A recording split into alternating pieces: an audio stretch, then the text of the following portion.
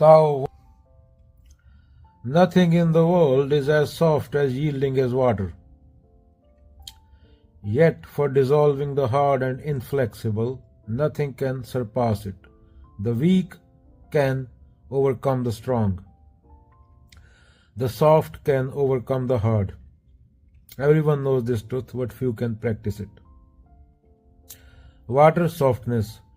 पानी को आप पकड़ नहीं सकते, वो झुकता है, बह जाता है, पर वही पानी चट्टान को काट देता है, लोहे को जंग लगा देता है, पहाड़ को गुफा बना देता है। उसके बाद वीक और स्ट्रांग की बात हुई है। जो नर्म है माने सॉफ्टनेस, ह्यूमिलिटी, पेशेंस, वह अंततः मजबूत को जीत लेता है। जो अकड़ता है, ईगो, वायलेंस, वो जल्दी टूट जाता है।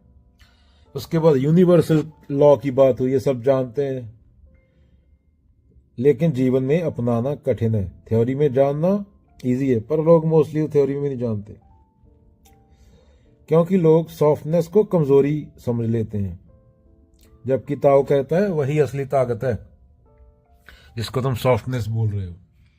तो बच्चों सोचो, क्या सोचो, पानी को कोई रोक नहीं सकता। बांध बनाओगे तो भी वह पार हो जाएगा, सीप कर जाएगा। पत्थर कितना भी कठोर हो, पानी धीरे धीरे उसे काट देता है। तो असली ताकत लाउडनेस या ईगो में नहीं, बल्कि धैर्य, करुणा, कंपैशन में है। इंसान ने पृथ्वी पर इंडस्ट्री और पोल्यूशन से अकड़ दिखाई, पर धीरे धीरे बाढ़, समुद्र, राइज इंसान को झुका देगा। ऑलरेडी झुका रहा है। प्रजातियों की प्रजातियां खत्म हो रही हैं, मिलियन 2 मिलियन बंदा मर रहा है। अगले 20-30 साल में 800 मिलियन बंदा में भी रिफ्यूजी हो, क्लाइमेट रिफ्यूजी। जो कैंसर से मरेंगे वो अलग है, जो इनडायरेक्ट तरीके से सूखे और बाढ़ से मरेंगे वो तो गिनती में नहीं आते। पर इंसान इतना सोचता नहीं। इंसान को सुख सुविधाएं चाहिए, चाहे उसके बच्चे तड़प तड़प के मर जाएं, क्योंकि इंसान का जो दिमाग है वो शॉर्ट टर्म सोचता है, लॉन्ग टर्म सोचने के लिए वो वही नहीं है। उसके लिए बहुत मेहनत लगती है।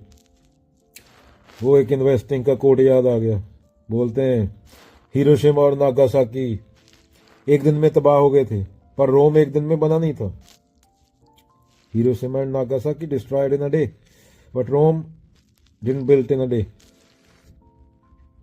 तो सीधी बात है, बोल रहे हैं अगर कोई गुस्से से चिल्ला रहा है तो अगर आप भी चिल्लाओगे तो झगड़ा बढ़ेगा, लेकिन अगर आप चुपचाप मुस्कुराओ और पानी की तरह बह जाओ, गुस्से वाला खुद शांत हो जाएगा।